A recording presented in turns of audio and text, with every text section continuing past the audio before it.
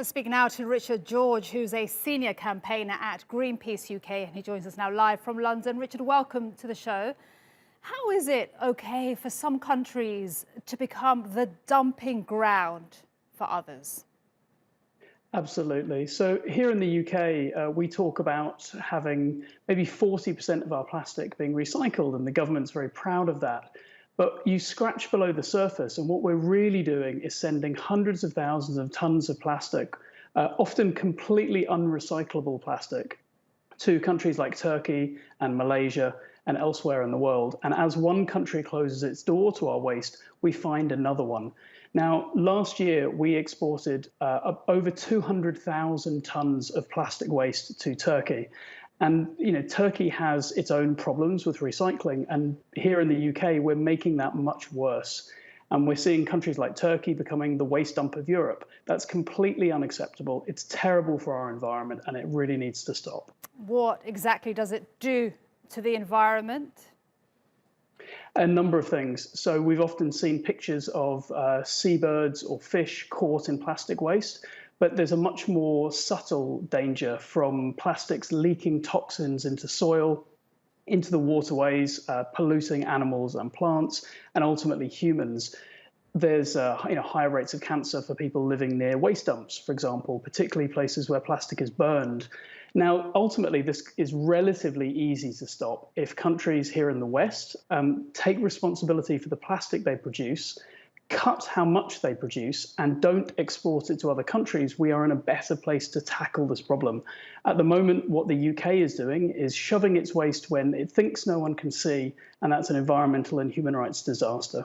And we can see, right? How is this tracked, and how are the countries that are sending this monitored and even held accountable? Not nearly as much as they should be. So the UK does tell people how much it exports, but the agencies here in the UK who monitor environmental crime don't have the resources to go to places like Malaysia and Turkey and see what's happening there. Now, journalists and campaigners in Turkey and elsewhere are able to do this. And what they're showing is that waste is regularly dumped or burned, often connected with organized crime. So it's not nearly possible for countries like the UK to monitor where their waste is going. And that's why we need to stop it and make countries like the UK recycle their plastic waste where it's created.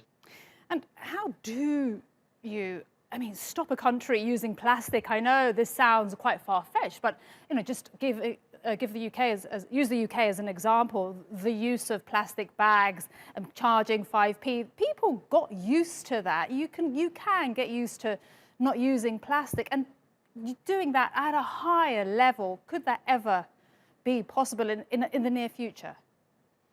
I think it can. If we take the UK as an example, the 10 biggest supermarkets in the UK produce about 900,000 tonnes of plastic waste every year. Most of this is packaging. It's your fruit and vegetables wrapped in plastic. It's bottles of milk, bottles of water. Now, it's different solutions for different things. So we can remove plastic entirely from some things.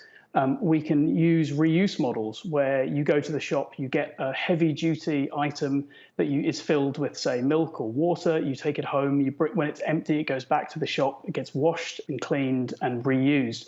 There's different solutions, but what's really needed is twofold, I think. One is for the companies that make so much of our plastic to take responsibility and to start cutting, wherever possible, the plastic they're using. But we need action from governments as well. The Basel Convention reforms are important, but they don't go far enough. And we'd like to see a complete ban on plastic waste exports from the UK. And what about personal responsibility? I really try not to let any plastic come into my house. My water is in glass. How I store my food is in glass. I try my best. Surely there is a way to scare people, because when I read about microplastics, when I read about what we consume when plastics come into our body, it really, really, really scares me. So, where that fear into humans and that personal responsibility, surely that is a huge step too. I think it's important for people to understand, and increasingly we're seeing people do get the impact that plastic is having. We're seeing, people in the UK and elsewhere rejecting plastic, telling supermarkets they want to see less plastic, telling the government they want sort of action from laws and so on to reduce plastic. But if you walk into a supermarket and all the fruit and veg is wrapped in plastic, there's nothing you can do at that point. You can go somewhere else, but you'll probably find the same problem there.